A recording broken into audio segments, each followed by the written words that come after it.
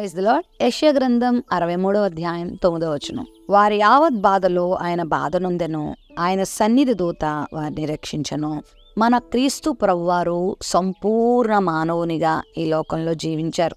మానవుడు అనుభవించగలిగేటువంటి కష్టాలన్నీ, బాధలన్నీ, వ్యాధులన్నీ, శ్రమలన్నీ, అవమానాలన్నీ ఆయన అనుభవించారు. చివరికి మానవుడు అనుభవిస్తున్న మరణాన్ని కూడా ఆయన రుచి చూశారు. ఇవన్నీ ఆయన ఎందుకు చేశారు అని అంటే, మన బాధలో ఆయన బాధ నొందడానికి. ఇదిగో మీలాంటి బాధ నేను కూడా పొందాను, కాబట్టి మీరేం భయపడద్దు, మీరేం బాధపడద్దు. మీ బాధ యొక్క బాధ ఏంటో నాకు తెలుసు, మీరు అనుభవిస్తున్న శ్రమ ఏంటో నాకు తెలుసు. ఆల్రెడీ నేను ఆ మార్గం గుండా వెళ్ళాను కాబట్టి నాకు తెలుసు. కాబట్టి నేను దాని పరిష్కారాన్ని కూడా మీకు ఇవ్వగలను. నువ్వు అనుభవిస్తున్న శ్రమ యొక్క భారం ఏంటో, నువ్వు అనుభవిస్తున్న శ్రమలో ఉన్న వేదన ఏంటో నేను ముందుగా ఎరిగినవాడను. కాబట్టి ఆ శ్రమ నుండి మిమ్మల్ని ఎలా విడిపించాలో కూడా నాకు తెలుసు అన్నది దేవుని యొక్క ఉద్దేశం. అందుకే ఆయన ఇన్ని బాధలు భరించాడు.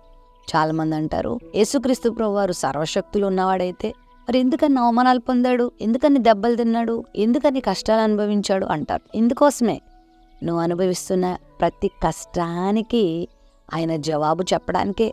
నేనున్నాను నీకు తోడుగా. ఆ శ్రమ నాకు తెలుసు, దాని పరిష్కారం కూడా నాకు తెలుసు. ఆ శ్రమ నుండి నేను ఎలా బయటికి తీసుకురావాలో కూడా నాకు తెలుసు. ఆ పెయిన్ ఎలా ఉంటుందో నాకు తెలుసు, ఆ సమస్య ఎలా ఉంటుందో నాకు తెలుసు అని చెప్పడానికే మన యావత్ బాధలో ఆయన బాధ నొందాడు. తన సన్నిధి దూత చేత ఆయన మనల్ని రక్షించేవాడై ఉన్నాడు. ఒకవేళ ఉదయకాల సమయంలో నువ్వు ఏ బాధలో ఉన్నా కూడా, ఒకవేళ 100 కాదు, 200 కాదు, 1000 బాధలు నువ్వు నీ జీవితంలో అనుభవిస్తున్నా, ఆ ప్రతి బాధకు ప్రభు దగ్గర పరిష్కారం ఉంది, జవాబు ఉంది, తన నుండి విడుదల ఉంది.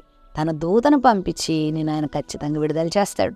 కృంగిపోకు, బాధపడకు. నన్ను అంత స్పెషలిస్ట్ డాక్టర్ వైద్యం చేసినా నా రోగాన్ని తగ్గించలేకపోయాడని బాధపడుతున్నావా?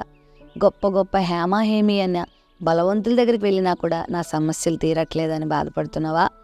ఎంత కష్టపడుతున్నా నా జీవితంలో ఈ విడుదల కలగట్లేదని బాధపడుతున్నావా?